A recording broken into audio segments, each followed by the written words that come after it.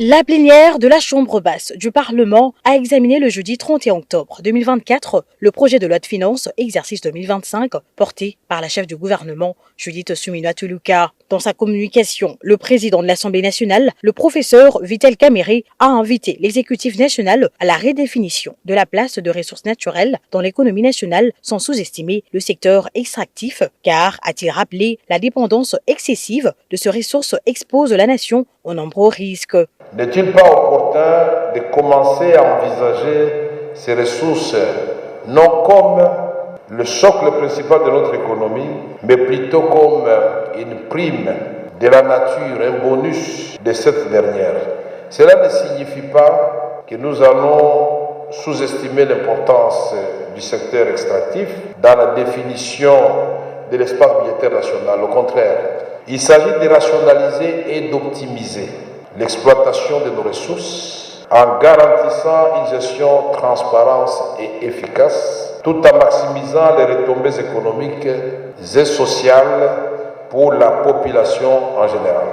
Il a par la suite exhorté les députés nationaux à un examen sérieux du projet de loi finance exercice 2025 avant d'inviter la chef du gouvernement à faire son exposé. Pendant plus de 50 minutes, Madame la Première ministre Judith Suminwa-Tuluka a présenté aux élus du peuple le projet de budget pour l'exercice 2025 qui s'élève à 49 846,8 milliards de francs congolais, soit environ 18 milliards de dollars américains, un accroissement de 21,6% par rapport au budget de l'exercice 2024. Ce projet de loi de finances pour l'exercice 2025, soumis à l'examen et au vote de la représentation nationale, contient un budget présenté en équilibre, en recettes et en dépenses, à hauteur de 49 846,8 milliards de francs congolais, soit un accroissement de 21,6% par rapport au budget de l'exercice 2024, chiffré à 40 986 milliards de francs congolais.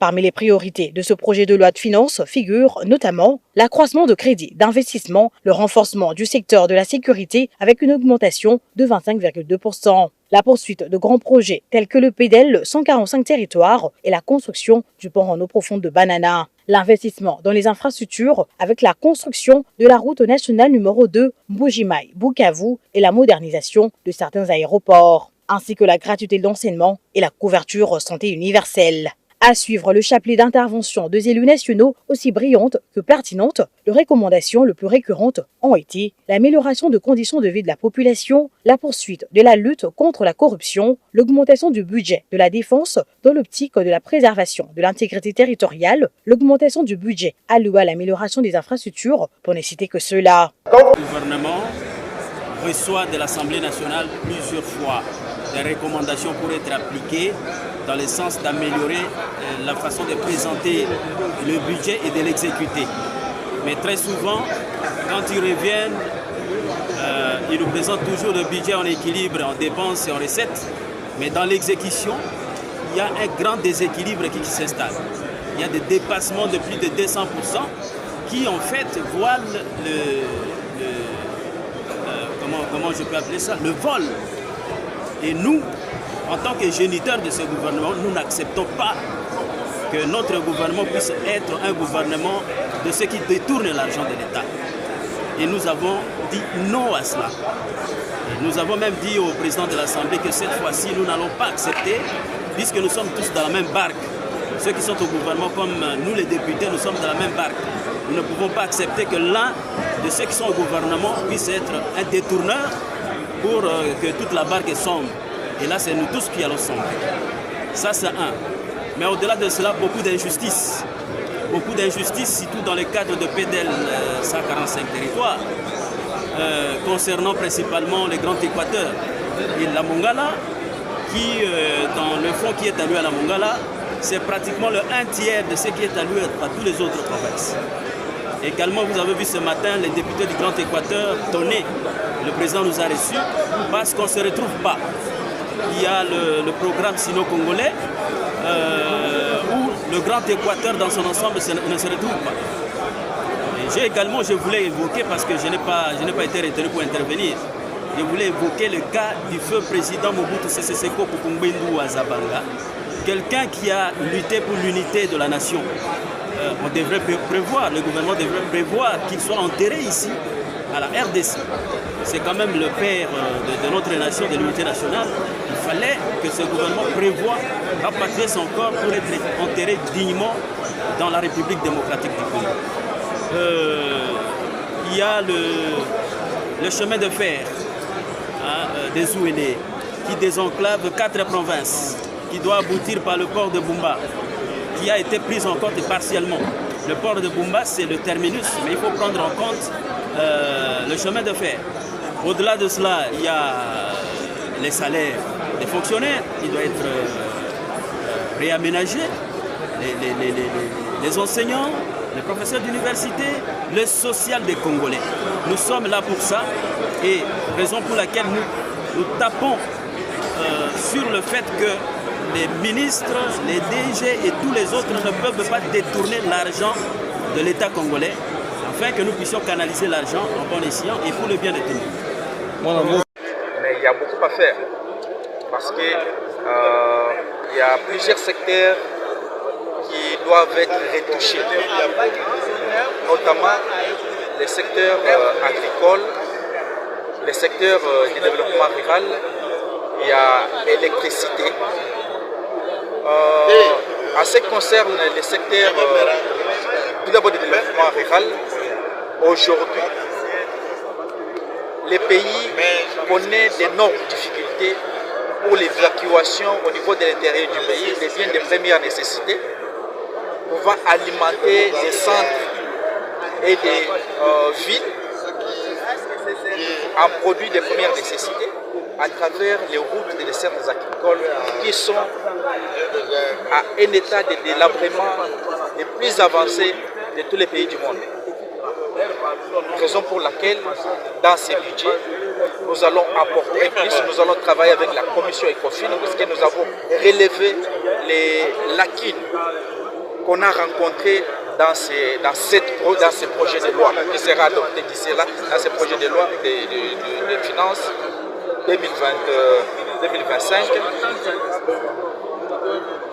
On a rencontré encore les problèmes qui concernent les régions des centrales